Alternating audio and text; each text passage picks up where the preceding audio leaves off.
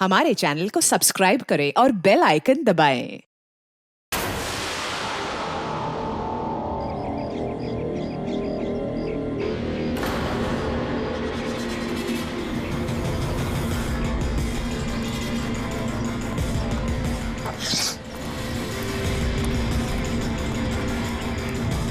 ए, रुको, कौन हो तुम?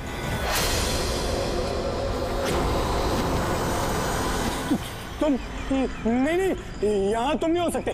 नहीं। ए, रुक, अरे यहाँ आने की परमिशन नहीं है किसी को। वॉचमैन, पकड़ो इसे। वो देखो भाग रहा है, पकड़ो उसे।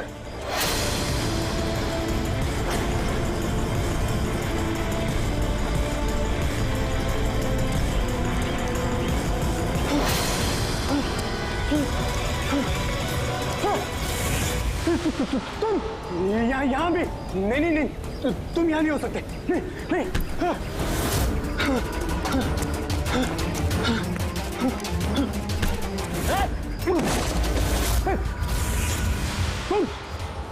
तुम मेरे पीछे क्यों पड़े? तुम मुझे मार दोगे। अरे कौन है? रुक।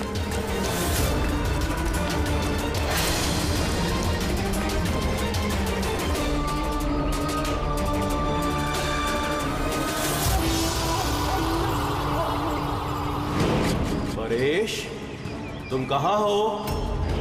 मैं तुम्हारी मदद करने आया हूँ। देखो, डरो नहीं, सामने आओ। मैं तुम्हें उससे बचा लूंगा। कुछ नहीं कर पाएगा वो तुम्हारा। सामने आओ परेश।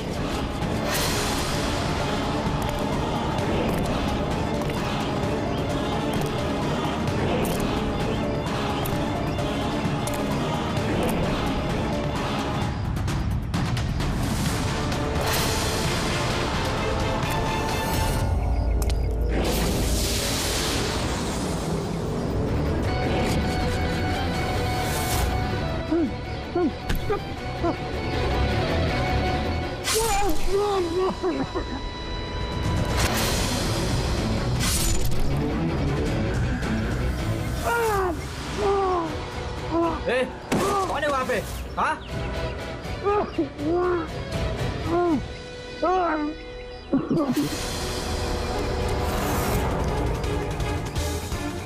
अरे क्या हुआ ये सब?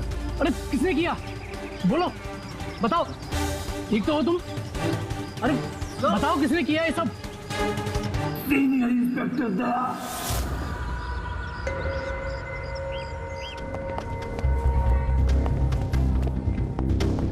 हाँ डॉक्टर साहब, पेशेंट खतरे के बाहर है, लेकिन अभी भी बेहोश है। कौन है, कुछ पता चला? हाँ, इसका नाम परेश है, लेकिन अभी तक बेहोश है। होश में आने के बाद आप लोग मिल सकते हैं। ठीक है डॉक्टर साहब, थैंक यू। वैसे आपने हमें क्यों बुलाया? इनके कारण। इनका कहना है कि हमला करने वाला आप ही की टीम का है। What? क्या बकवास कर रहे हैं आप? सीआईडी का काम होता है आम आदमी को मुजरिमों से बचाना, हमला करना नहीं, समझे आप? सब सच बकवास ही लगता है, लेकिन ये बकवास नहीं है, क्योंकि पीड़ित ने खुद मुझसे कहा है। क्या बताया उसने? किसने हमला किया उस पर, बताओ। दया। What?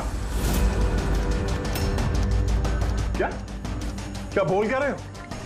मैंने उसमें हमला किया? हाँ, उसने मुझसे यही कहा है कि आपने ही उस पर हमला किया है और आप उसे जान से मारना चाहते हो। क्या? मैं उसकी जान लेना चाहता हूँ? हाँ सर, मुझे लगता है कि आपको दया को अरेस्ट कर लेना चाहिए। हमें हमारा काम बताने की जरूरत नहीं है, समझे आप? मुझे पता था कि आप अपने कलीग का ही साथ देंगे।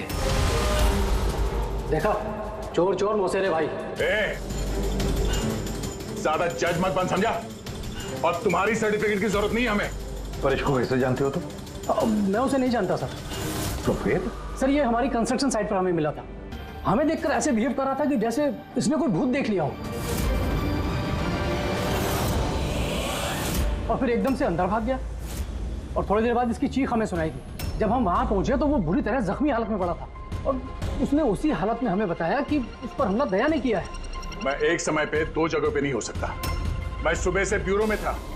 तसल्ली के लिए तुम वो सीसीटीवी फुटेज देख सकते हो, समझे? लेकिन फिर उसने आपका नाम क्यों लिया?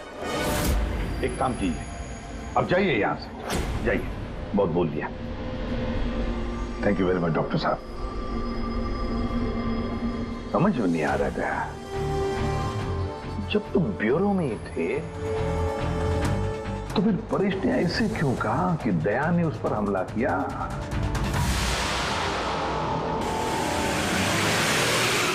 एक बात बताइए, जब आप लोगों ने यहाँ पे परेश को जख्मी हालत में देखा था तो उसके साथ में कोई था या किसी को आते जाते देखा हो?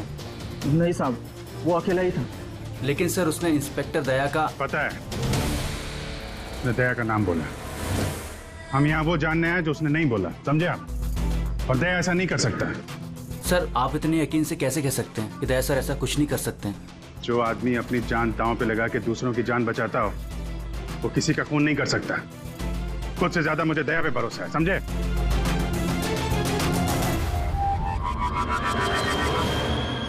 आसपास चेक करते हैं, शायद कोई सबूत मिल जाए।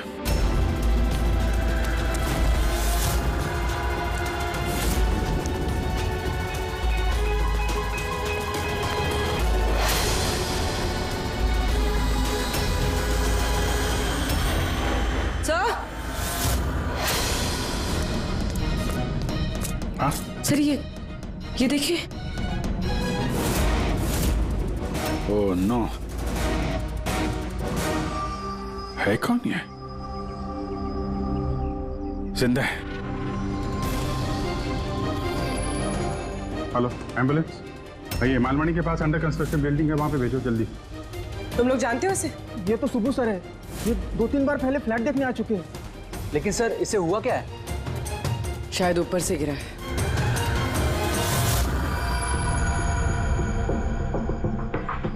ऊपर से गिरा है या फिर गिराया गया है? पेशेंट की कंडीशन स्टेबल है, ये बहुत जल्द होश में आ जाएगी। गुड।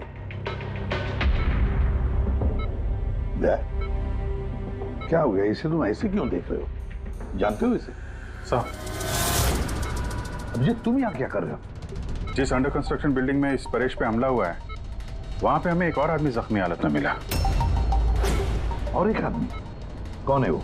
तो वॉचमैन बता रहा था उसका नाम सुबू है, वहां पे 2-3 बार आया था मकान देखने के लिए। उसके हाथ में से हमें ये कपड़े का टुकड़ा मिला है। अच्छा, छोड़ दो मुझे मत मारो, छोड़ दो मुझे, मत मारो मुझे, छोड़ दो मुझे। परेश? परेश, मैं इसे भी प्रद्युमन सीआईडी से। घबराओ मत, तुम्हें कोई कुछ नहीं करेगा, हम तुम्हारे साथ हैं। दया, दया छोड़ दो मुझे, दया छोड़ दो मुझे, मुझे मत मारो दया। परेश, दया तुम्हारे सामने खड़ा है, मैं इसे भी प्रद्युमन हूँ। दया, दया छोड़ दो मुझे, छोड़ दो मुझे। परेश? दया, दया तुम जाओ, दया तुम क्या चाहते हो मुझसे? दया छोड़ दो मुझे। परेश क्या बात कर रहे हो? दया, दया छोड़ दो मुझे, मुझे मत मारो दया। परेश मैं दया नहीं, मैं अभिजीत हूँ। दया, दया जाओ यहाँ से, जाओ, जाओ। अरे दया इधर है।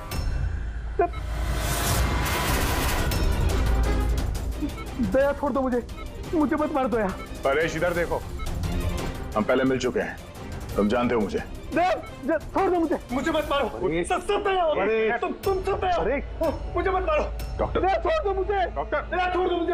डॉक्टर साहब, देखिए ना क्या हो गया इसको? दया छोड़ दो मुझे, एक मिनट, सब दया कुछ नहीं होगा तुम्हें, एक मिनट। सब दया हो तुम, सब दया हो तुम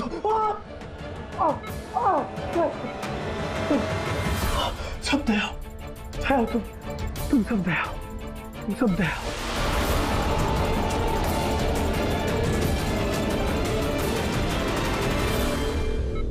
ये चक्कर है क्या? और हर किसी के चेहरे में उसे मेरा चेहरा नजर आता है। हाँ वही तो, इसलिए जब उसने उस आर्किटेक्ट को, उसके असिस्टेंट को, उस वॉचमैन को देखा तो ऐसे बर्ताव करने लगा जैसे उसने भूत देखा है। और उसके दिमाग का भूत दया तुम हो, तुम।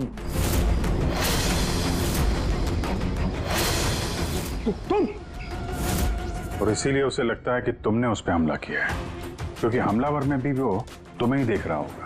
तो मेरी समझ में ये बात नहीं आ रही सर कि मेरा ही चेहरा क्यों? दया, तुम कह रहे थे ना इसे तुम पहले से जानते हो, कैसे?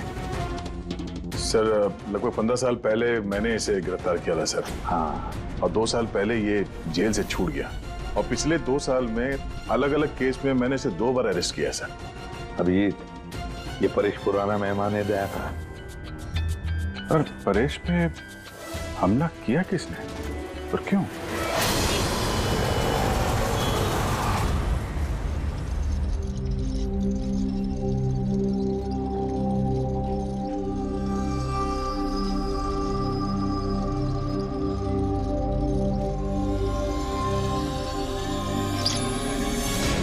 अरे मैडम जरा ध्यान से।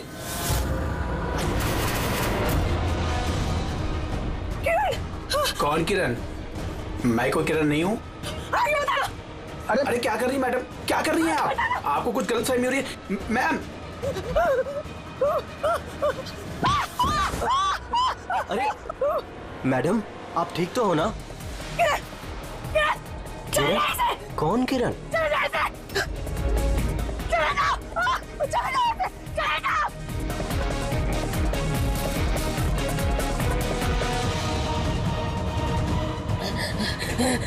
अरे मैडम क्या हुआ, आप ठीक तो है ना? किरण, नहीं छोड़ूंगी मैं तुम्हें जान से मारूंगी, नहीं छोड़ूंगी। ये क्या किया आपने?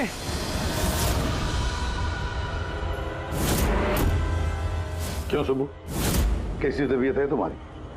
सर, पैर की हड्डी टूट गई है और बाकी इधर उधर थोड़ी सी चोटें लगी हैं। मुझे एक बात बताओ, क्या हुआ था उस दिन? हाँ?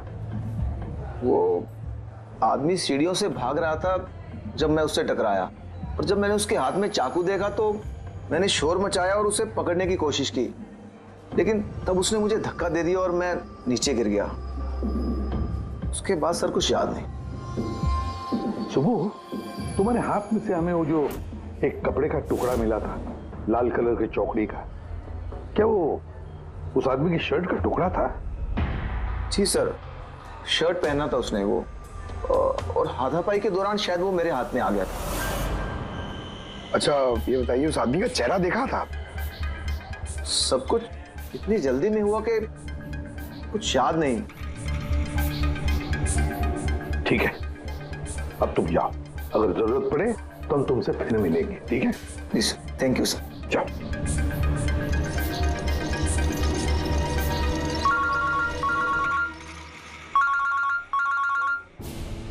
आ गया?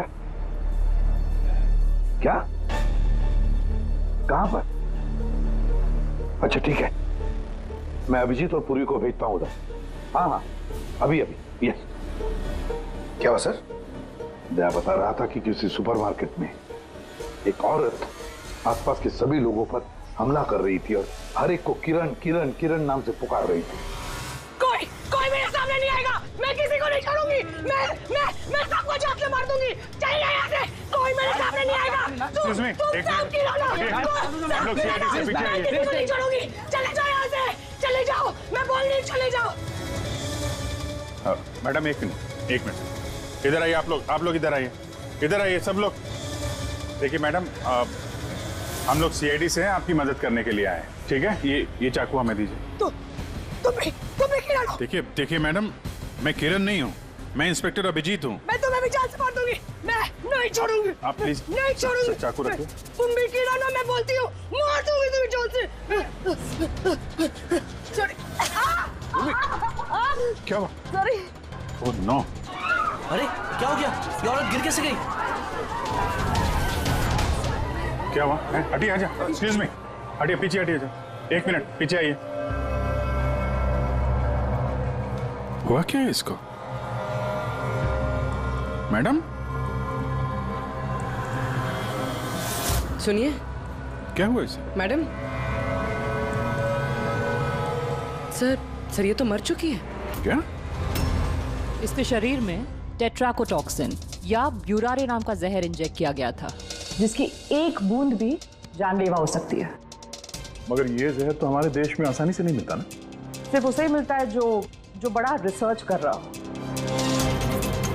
तो भगदड़ में किसी ने वो पॉइजन इसे इंजेक्ट कर दिया। पंकज एक काम करो, इस हादसे के वक्त का जो सीसीटीवी फुटेज है ना, वो अच्छी तरह से चेक करो। खूनी की तस्वीर उसी में मिलेगी। सर। और सर, इस परेश का क्या? इसे हर जगह मैं ही क्यों दिखता हूँ? सालू के साहब, मुझे तो ये केमिकल की बहुत बड़ी गड़बड़ लग रही है। ठीक कह रहे हो फ्रेडी, बस ये वाकई किसी खास केमिकल की वजह से, क्योंकि मुझे इसके और परेश के दिमाग में एक अलग किस्म का केमिकल मिला है। तुम्हारे कहने का मतलब है कि इसी केमिकल की वजह से इन दोनों का बर्ताव एक जैसा है और एक ही चेहरा इन दोनों को दिखता है। हाँ बस, और मैं इस केमिकल को और डिटेल में समझने की कोशिश कर रहा हूँ। मतलब जब तक इस परेश के दिमाग पर इस केमिकल का असर रहेगा, हमें कोई जवाब नहीं मिलेंगे। और अभिजीत, ये कपड़े का टुकड़ा जो आपने हमें दिया था, इसमें से भी हमें कुछ मिला है। कमाल है तारिका जी, आज तो फोरेंसिक में एक के बाद एक सबूतों का खजाना हाथ लग गया है। क्या मिला क्या आपको? ये कॉटन का कपड़ा है और इसके रेशों में आटे के कुछ ट्रेसेस मिले हैं। आटा? सिर्फ आटा? सिर्फ आटा। हाँ वाकई खजाना तो हाथ लगा है। आटा। सर, सर ये फोटोग्राफ है सर। ये जितने भी लोग हैं इनमें से किसी ने उन्हें पॉइजन का इंजेक्शन दिया सर। अब और एक काम करो, ये जितने सारे लोग हैं ना, इन सब की मूवमेंट ट्रैक करो। शॉपिंग मॉल में खून होने से पहले ये लोग कहाँ थे, कहाँ से आए, क्या क्या कर रहे थे, और खून होने के बाद में देखो ये लोग कहाँ कहाँ गए। ओके?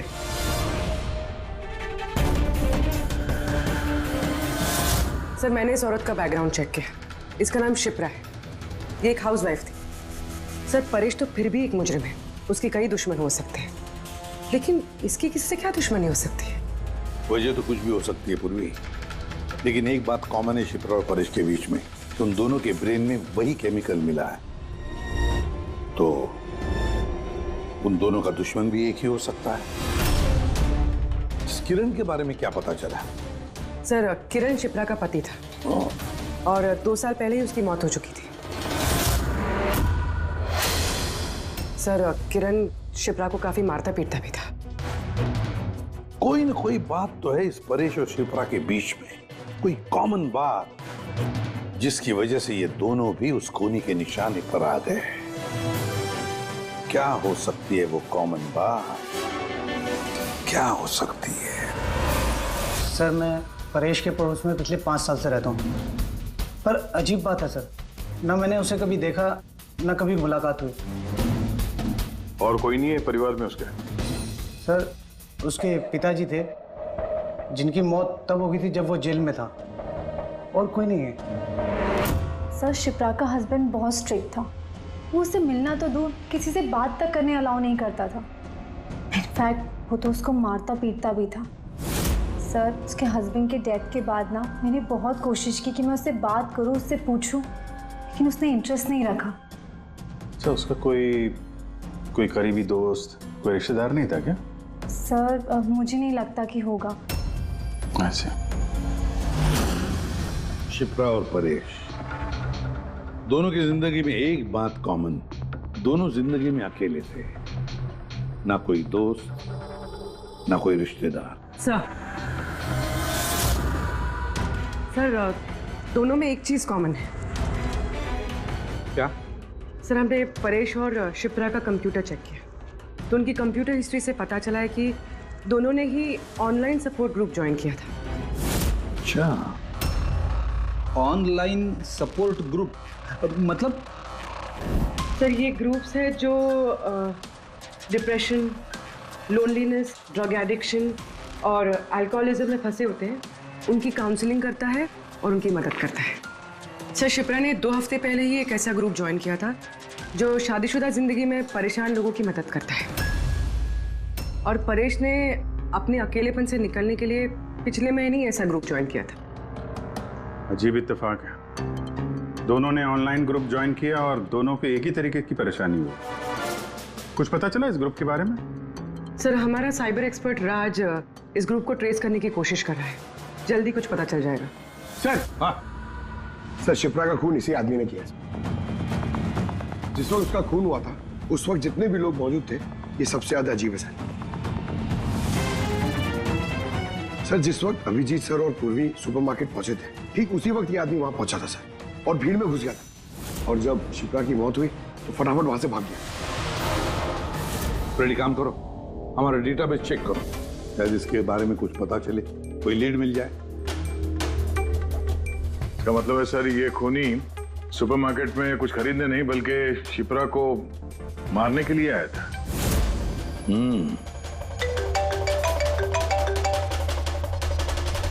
हाँ राज, ओके ठीक है, तो तुम मुझे एड्रेस एसएमएस कर दो। Thank you sir. Cyber expert Raj का फोन था, उसका कहना है कि ये दोनों ग्रुप्स एक ही आईपी एड्रेस से बनाए गए हैं। एक ही कंप्यूटर से? हाँ सर। आईपी का एड्रेस मिला है?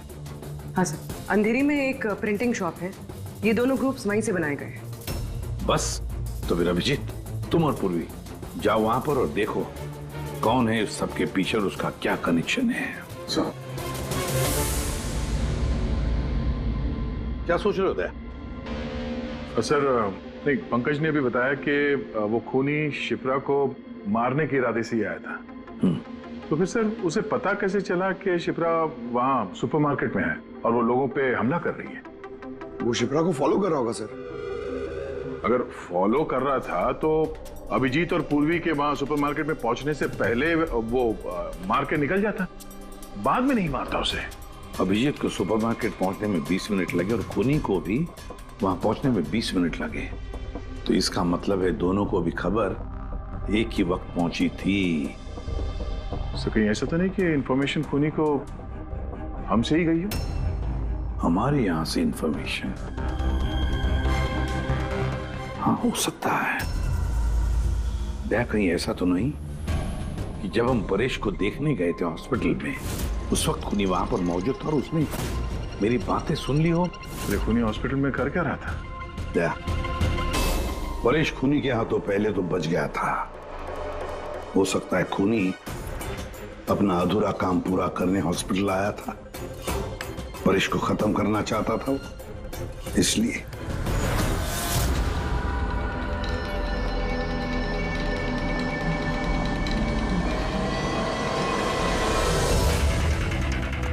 डॉक्टर साहब, क्या आपने इस आदमी को देखा है?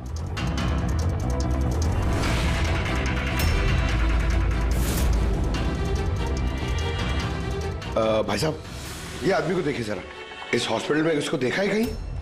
हाँ हाँ, इसको तो मैंने देखा है। कहाँ देखा है? वहाँ वेटिंग रूम में।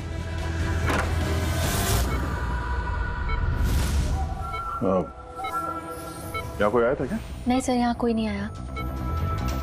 ठीक। हाँ दे सर, परेश तो ठीक है पर वो खूनी अभी तक दिखा नहीं। कहीं तो छुप कर बैठा ही है दया, सही वक्त का इंतजार कर रहा है। वेटिंग रूम में भी चेक किया सर, अभी कोई नहीं है। तो यही पता है, पर कहाँ छुप कर बैठा है ये?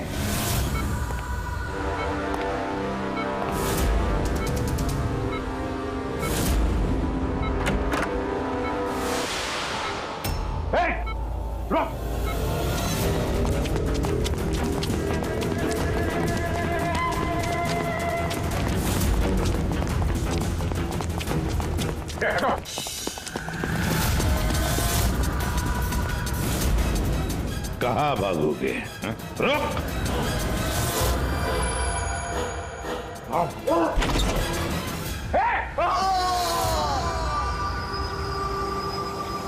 My God!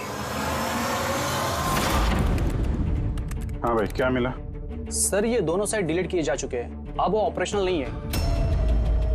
मतलब अपराधी ने सबूत मिटा दिया? जी सर, पर सर कुछ इंटरेस्टिंग चीजें मेरे हाथ लगी है। क्या?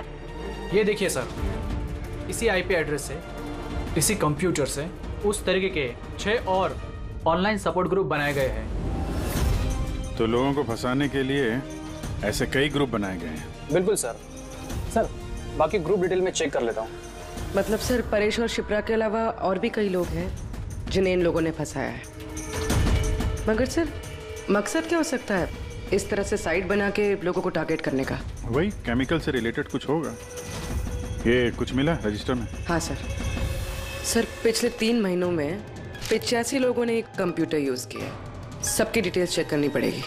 ठीक है सर। ये देखिए, 6 में से 5 ग्रुप डिलीट किए जा चुके हैं, लेकिन अभी भी एक सपोर्ट ग्रुप एक्टिव है और अभी भी उसे कोई ऑपरेट कर रहा है। Enhancing the life of lonely people, मतलब साफ है, ग्रुप बनाया जाता है, तना लोगों को फंसाया जाता है और बाद में ग्रुप डिलीट। तो अब उन्हें एक और शिकार की जरूरत है। एक आइडिया है पूर्वी? कुछ पता चला इस आदमी के बारे में? फिलहाल तो कुछ नहीं। वॉलेट के अलावा इसके पास कुछ भी नहीं मिला है, मोबाइल फोन तक नहीं। तो हमारे पास कोई सुराग नहीं है। दया, ये केस दिखता उतना सिंपल नहीं है, बहुत बड़ा षड्यंत्र है ही है। कई सारे लोग इसमें इन्वॉल्व हैं। ये तो इस खेल का मोहरा लग रहा है सर, वो भी भाड़े का। और इस केस का मास्टरमाइंड अभी भी आजाद घूम रहा है, अपने नए शिकार की तलाश में होगा। जल्द से जल्द ढूंढना होगा सर इसे। हाँ पंकज, आराम से। बस खड़े। ये क्या ही था उनके? सर आप ये क्या खेल खेल रहे हैं पंकज के साथ? नहीं नहीं, ये कोई खेल नहीं है। बस मैंने बताया था ना, ये केस बहुत ही पेचीदा है, बड़ा कॉम्प्लेक्स है। याद है ना, मैंने बताया था उस परेश के और उस शिप्रा के दिमाग में मुझे एक अलग तरीके का केमिकल मिला था। हाँ, मैंने उस केमिकल को रिप्लिकेट किया और इस पंकज के शरीर में इंजेक्ट कर दिया। What? तू पागल हो गया फारूक है? अगर इसे कुछ हो गया तो? अरे कुछ नहीं होगा यार, बिलीव मी, मैं पागल हूं क्या?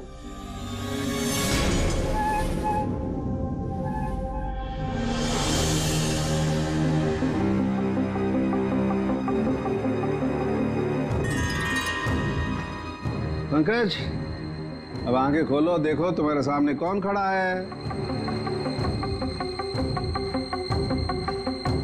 तो फ्रेडी सर है।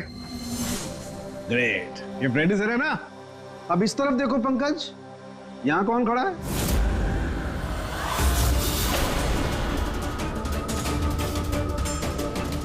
ये कैसे हो सकता है? ये इधर फ्रेडी सर, यहां फ्रेडी सर। मतलब शाहरुख है, ये परेश और शिप्रा के साथ यही हो रहा? पंकज, बस बस, पट्टी लगा लो, पट्टी लगा लो बस। ये देखा बस, इसे फ्रेगोली सिंड्रोम कहते हैं। इस सिंड्रोम में इंसान को एक ही चेहरा हर चेहरे में दिखाई देता है। उस इंसान का चेहरा जिसे या तो वो सबसे ज्यादा नफरत करता है या जिससे सबसे ज्यादा डरता है। पंकज, मुझसे इतनी नफरत करता है तू? अरे सर, आपसे नफरत थोड़ी करता हूँ सर, आपसे तो मैं डरता हूँ। पंकज को मैंने इस केमिकल का बहुत थोड़ा सा डोज दिया, इसीलिए इस पर वैसा असर नहीं हुआ जैसा शिप्रा पर और परेश पर हुआ था। परेश और शिप्रा को तो इतना हेवी डोज दिया गया था कि उनके दिमाग पर गहरा असर हुआ और साइकोसिस लेवल पर पहुंच गए। इसलिए दोनों ऐसा रिएक्ट कर रहे थे जैसे सामने भूत दिख गया हो। तो इसका मतलब जैसे जैसे परेश के दिमाग से ये केमिकल का असर कम होगा, नॉर्मल हो जाएगा और हमें अपराधी तक पहुंचने का जरिया मिल जाएगा। हो सकता है, लेकिन दावा नहीं कर सकते। और हाँ, हम ये भी नहीं कह सकते कि इस केमिकल का असर कितने दिनों में खत्म होगा।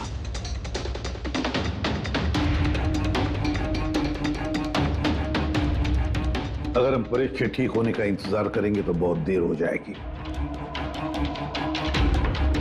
हमें कोई और तरीका ढूंढना होगा, कोई और तरीका।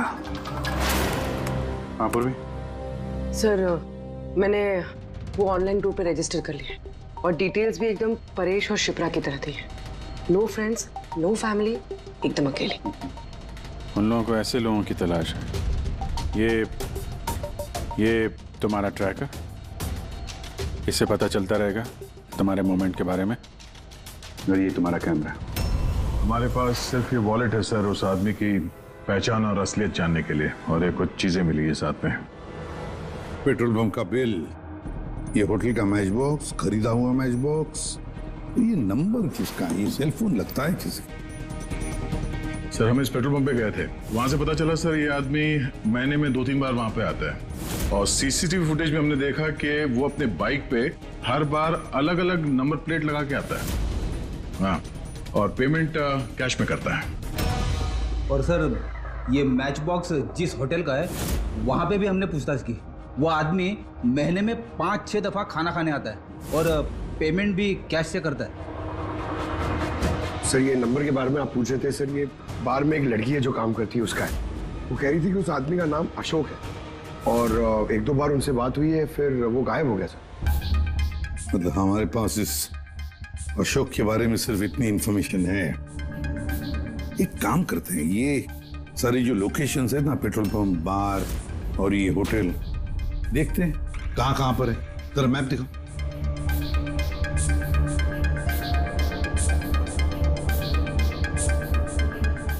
ये वो जगह है जहाँ पे वो पेट्रोल पंप है।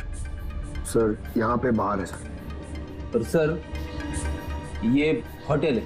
बार, ये होटल, पेट्रोल पंप। दया सर, ऐसे नहीं लगता तुम्हें? देखो ना कि सारे के सारे लोकेशंस 1 किलोमीटर के दायरे में है यहाँ से। हो सकता है सर उसका घर या ऑफिस इस जगह के आसपास ही कहीं। Are you ready? I'm ready. चल सर मैं रेडी। अरे वाह, बहुत अच्छा गेटअप है। इसके घर का क्या किया? सर पूर्वी के लिए भाड़े पे 1 हफ्ते के लिए घर लिया। I mean, अल्पा के लिए। अल्पा, ठीक है, गुड। लेकिन पूर्वी चौकन्ना रहना, उनका पहला कदम क्या होगा हमें पता नहीं है। Yes. Good luck. Thank you sir. अब एक काम करते हैं, इस 1 किलोमीटर के दायरे में इस अशोक का फोटोग्राफ दिखाते हैं, सबको दिखाते हैं, शायद कोई निकले जो इसको जानता हो।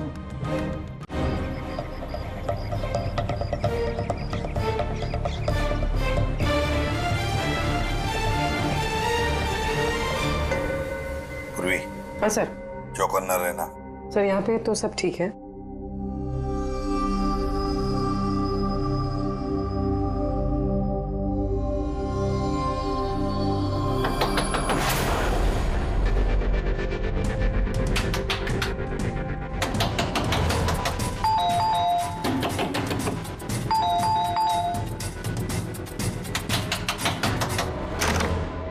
जी कहिए। वो मेरे पीछे ना कुछ गुंडे पड़े, मैं अंदर आ सकती हूँ प्लीज?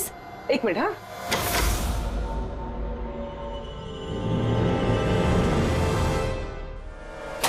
हाँ जल्दी आओ।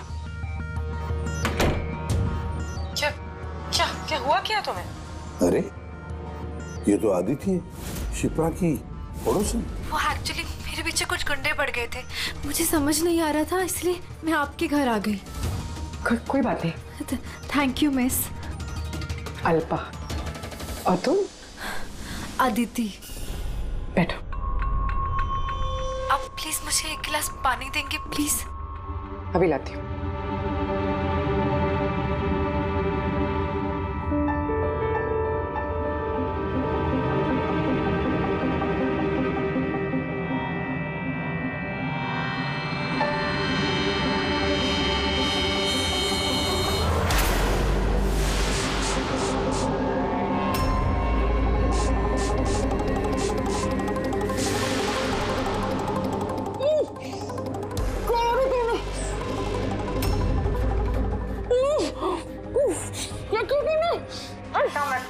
कुछ ऐसा नहीं किया, ज्यादा दर्द नहीं दूंगी तुझे मैं। पूर्वी,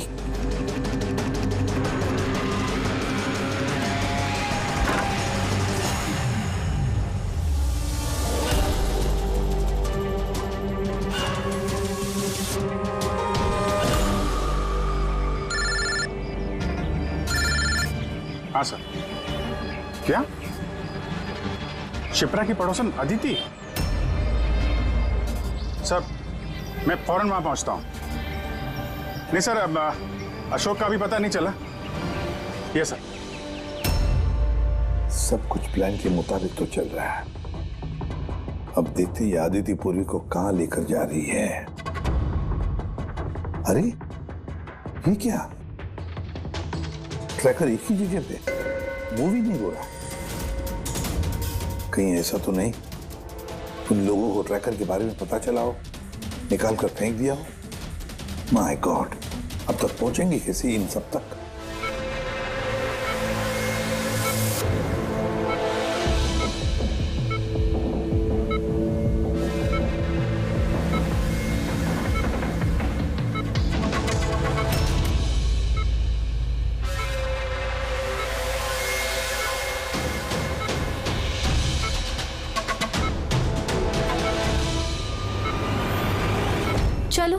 तुम्हारे दवा का वक्त हो गया है, अब अच्छे बच्चे की तरह दवा लो। और तुम बिल्कुल भी टेंशन मत लेना, तुम्हें ज्यादा दर्द नहीं दूंगी। कौन है तुम? छोड़ो मुझे, छोड़ो मुझे। चिंता मत करो, मैं तुम्हें दर्द नहीं दूंगी। छोड़ो मुझे।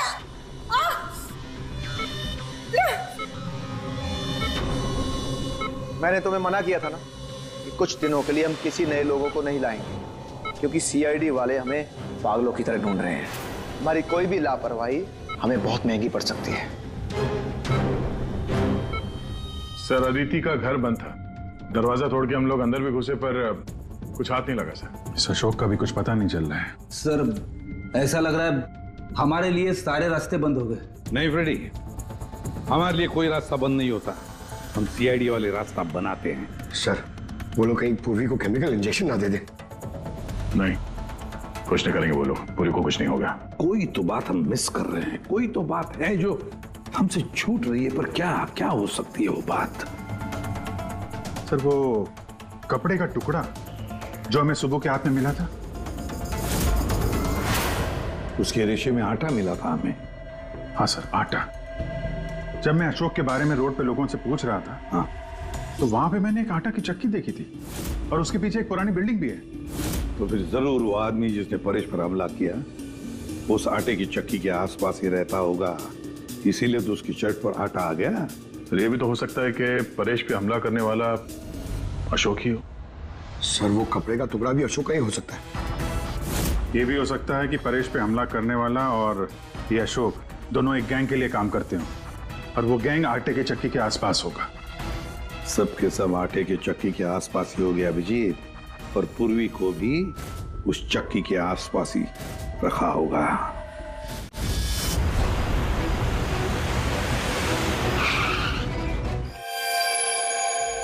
कोई अपने जगह से नहीं लेगा, कोई भी नहीं। पूर्वी कहाँ है? अदिति, पूर्वी कहाँ है?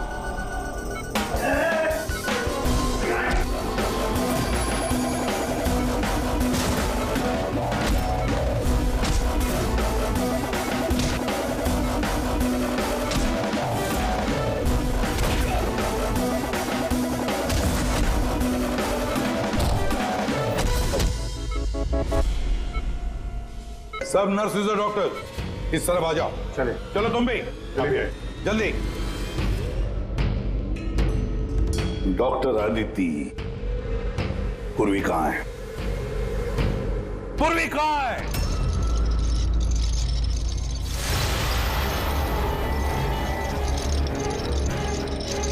तुम्हारी पूर्वी मेरे पास है एसीपी। सुब्बू, तुम?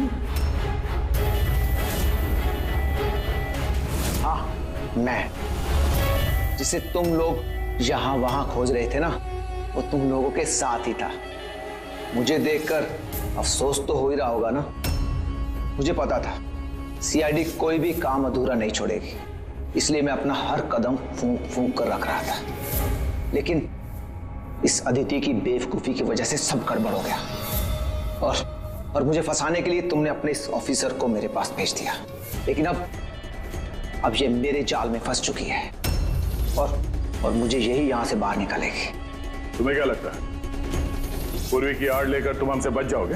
नहीं, लगता नहीं है, ऐसा ही होगा। अगर तुम अपने इस बहादुर ऑफिसर को जिंदा देखना चाहते हो तो मुझे यहां से जाने दो, नहीं तो मैं ये केमिकल इसके अंदर इंजेक्ट कर दूंगा और उसके बाद क्या होगा तुम लोग सब जानते हो। पर ये सब तुम क्यों कर रहे हो? हाँ? अपने बेटे रवि के लिए। अपने बेटे के लिए? हाँ, मेरे बेटे को पार्किंसन नाम की बीमारी है। मैं अपने केमिकल से उस बीमारी का इलाज ढूंढ रहा हूं और मैं जिस फार्मा में काम करता हूं वो मुझे इंसानों पर उसे ट्राई करने नहीं देती। इसीलिए तुमने अपने तरीके से लोगों को फंसा के उन पे ये एक्सपेरिमेंट करना शुरू कर दिया। अगर मैं ऐसे नहीं करूंगा तो मैं सही इलाज तक नहीं पहुंच पाऊंगा। कैसे पता चलेगा मुझे कि इन केमिकल्स का इंसानों पर रिएक्शन क्या होता है? और इसीलिए तुम सपोर्ट ग्रुप में ऐसे लोगों को टारगेट करते थे जो अकेले रहते थे, ताकि अगर वो गायब भी हो जाए तो किसी को भनक ना लगे और तुम उन पर अपने एक्सपेरिमेंट्स आराम से करते रहो। हाँ? अकेलेपन से जूझ रहे परेश को मैंने अपने सपोर्ट ग्रुप के जरिए फंसाया और उस पर एक्सपेरिमेंट शुरू किया।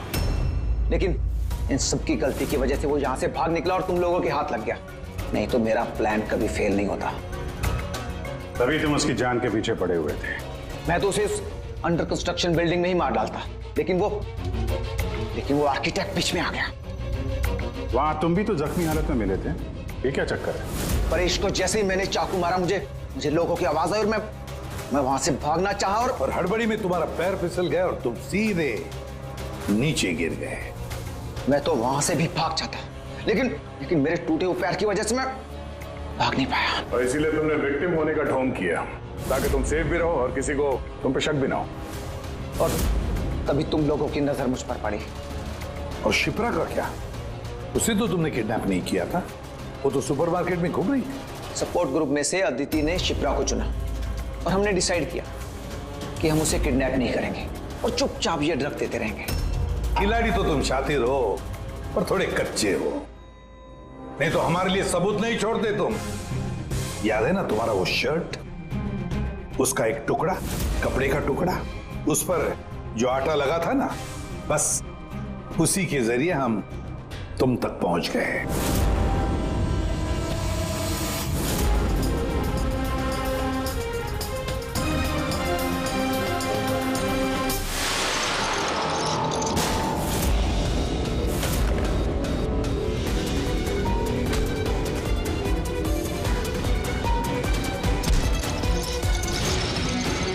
पूर्वी,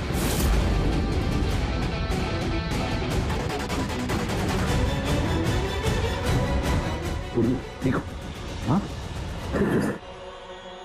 क्या किया तुमने सुब्बू? कभी सोचा है? हाँ? अपने बेटे को बचाने के लिए तुमने न जाने कितने लोगों की जान दांव पर लगा दी, पर यह नहीं सोचा ना कि सही क्या है गलत क्या है। तुम्हारे बेटे को तो हम अच्छी से अच्छी ट्रीटमेंट दिलवाएंगे, मगर तुम्हें जेल की सलाखों के पीछे बिठा देंगे। शायद फांसी का ऑर्डर भी आ जाएगा तब तक। For more updates, subscribe to our channel, click the show links and enjoy watching the videos.